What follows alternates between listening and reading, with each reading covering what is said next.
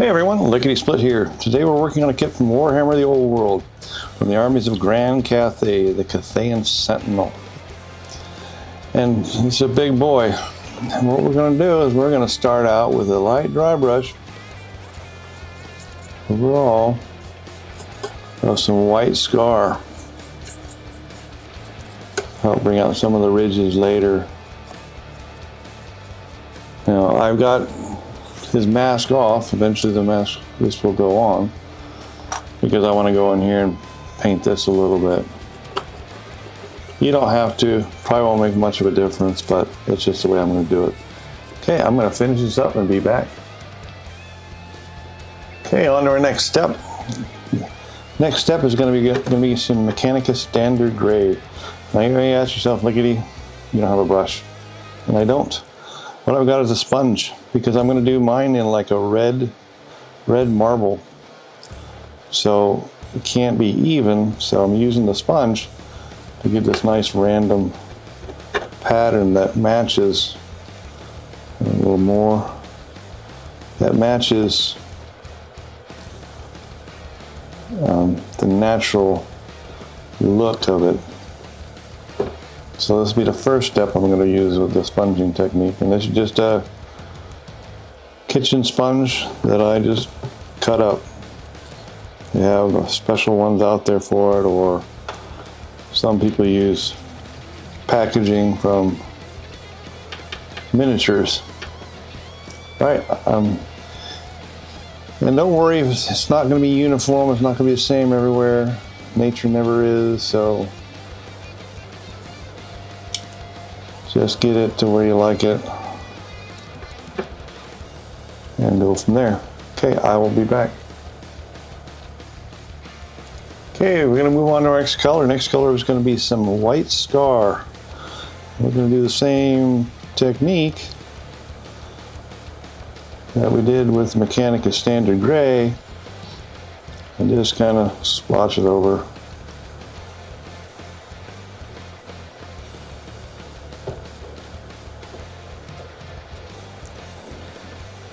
Because this is forming the basis for a lot of the textures that we'll see in the finished marble once we color it and then put veins on it.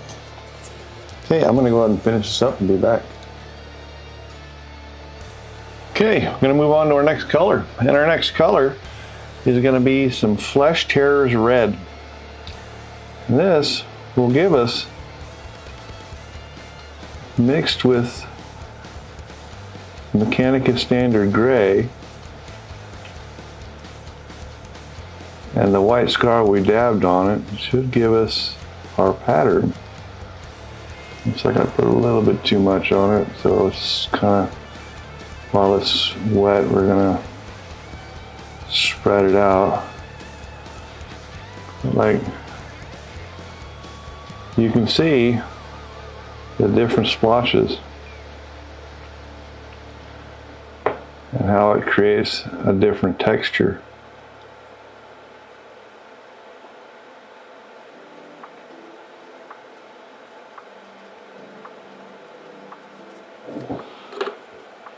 As you can really see it here, let's do it down here.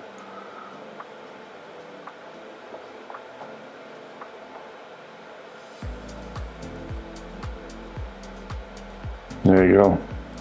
You can see the different patterns underneath it, just like you would in a regular marble. Simple yet effective. All right, I will be back. Okay, we're going to go on to our next color, and our next color is going to be a mixture. It's going to be a 3-to-1 mixture of 3 parts Lamian to 1 part Nazdrag yellow, and we're going to go into these veins. And we're going to, probably a little bit too much on the brush, try to kind of glaze these veins to give them a nice yellow gold looking color, like so.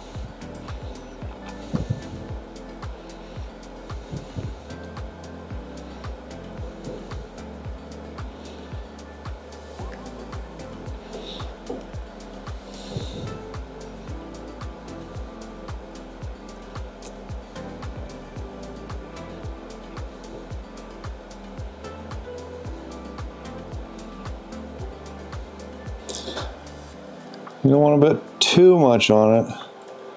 Go a little lighter.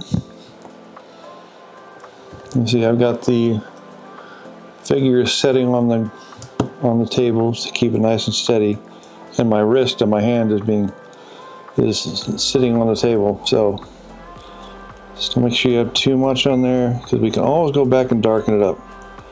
We can't lighten it up if you don't like the color.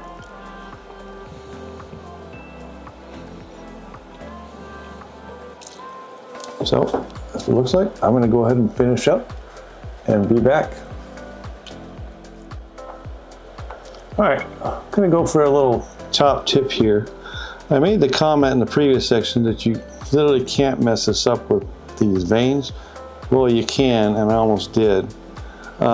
These veins need to stay nice and thin. I had several that a bunch were way too thick, and when I went through and finished coloring with an abstract yellow, it just didn't look that good. So what I did is I went back over a lot of it with some Flesh Terror red to either eliminate some of the lines or to really thin them down so they don't dominate it, because they get too thick and then it just dominates. It's supposed to kind of accentuate it, like it's running through it like this.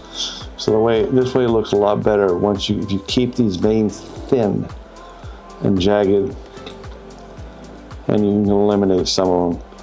Okay, I'll be back. Okay, we're going to move on to the next color. The next color is going to be some Vallejo Game Color Silver. If you don't have this one, you can use Stormhost Silver instead. So what we're going to do is we're going to paint all of the gems.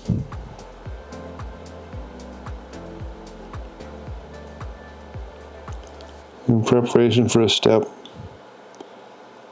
that we're going to do later. Okay, I'm going to go ahead and finish all the gems up and be back. Okay, on to our next color. Next color is going to be some Waystone Green, and we're going to be using this to paint all the gems. This is a technical paint from Citadel. It's made to go over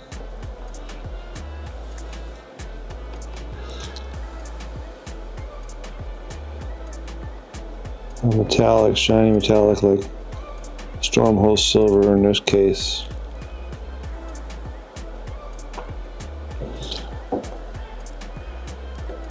The metallic silver from Vallejo Game Color. Okay, I'm going to finish these up and be back. Okay, we're going to move on to our next color. Our next color is going to be some Wildwood. And we're going to use this Wildwood on these cords that are tied around his ankle there.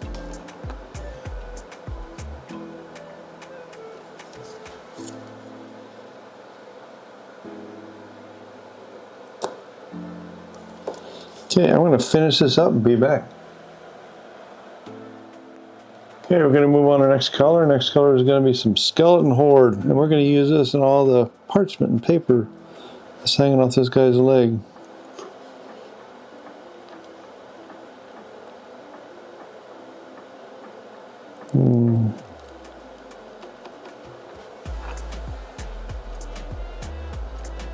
Okay, I'm going to finish this up, be back. Okay, we're going to go on to the next color. Next color is some Tau Light Ochre. And we're going to use this to catch the edges. We're not going to go in the middle of the field with this. This is just for the edges.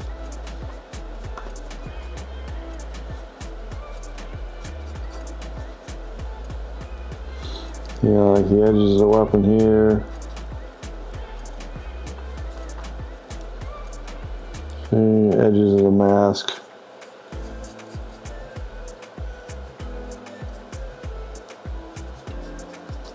That sort of thing, edges of the shoulder blades, that sort of thing.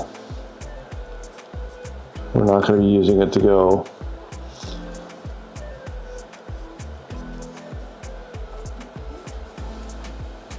into the middle of any of the plates or anything like that. Okay, I'm going to work on this and finish it up and be back. One little addendum to the way I painted it. with the towelite ochre, I just didn't stick to the edges. I kind of went into a little bit, like these raised areas in here, and maybe like the faces like that. But like any of the flat areas, I stayed away from. Like down here, I just went around the edges, caught the ridges. I didn't go into here, that sort of stuff. Okay, I'll be back. All right, I'm going to show you another trick. Something I do on when I have gems like this or something shiny. What I do after I hit it with the Tester's dull coat, which is what I usually varnish all my figures in because I really like it, is that I'll get some Vallejo gloss varnish, this right here,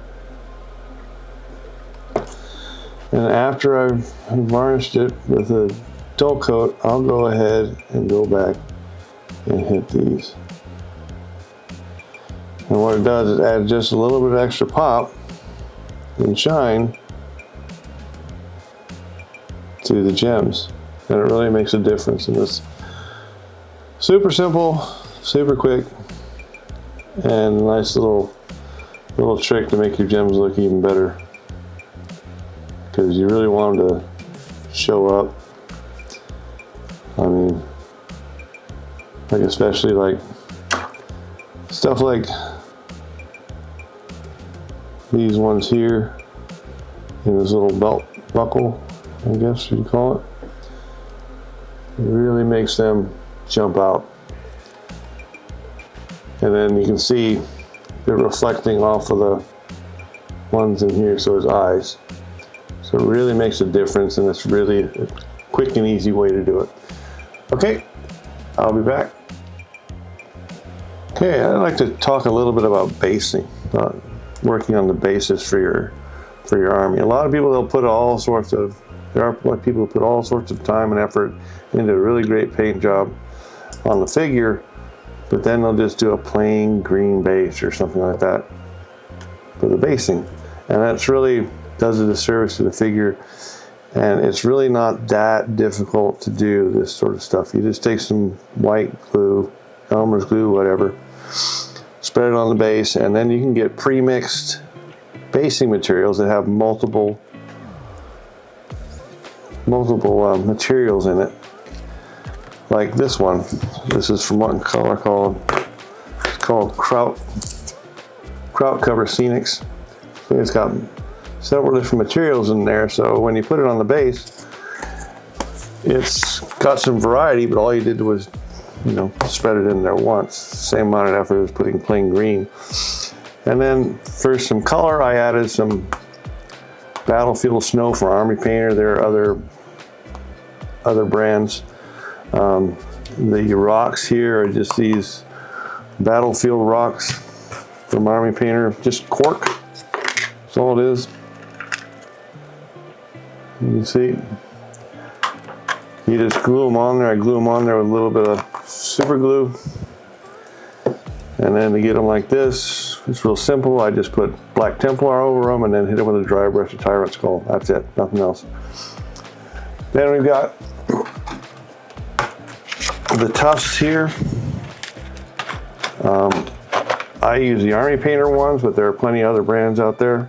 This one's Frozen Tufts, which is the one I used here, because it's going to be more of a winter scene, with the snow.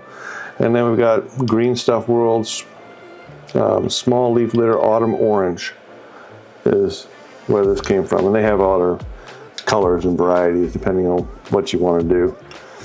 So this really didn't take that long to do, and it really adds an extra pop to the army, pop to the figure, and especially since I try to focus on techniques that will help you get an army onto the table. I mean, this isn't really that difficult. It's like you've got multiple different colors, you've got different layers, different levels, I should say. You got the turf, you got the rocks, you got the tufts, and it just kind of helps make it look a bit more scenic. It's not a huge investment of time, but the payoff, especially army-wide, is really, really important. Okay, that would be that for that little chat. Thank you very much for watching. I really appreciate it. Please like and subscribe as it really helps the channel out. I try to focus on techniques that give you the most bang for your buck. It may not win you Golden Demon, but we'll get you on the tabletop looking good. Lickety Split. Thanks again, and I'll see you in the next one.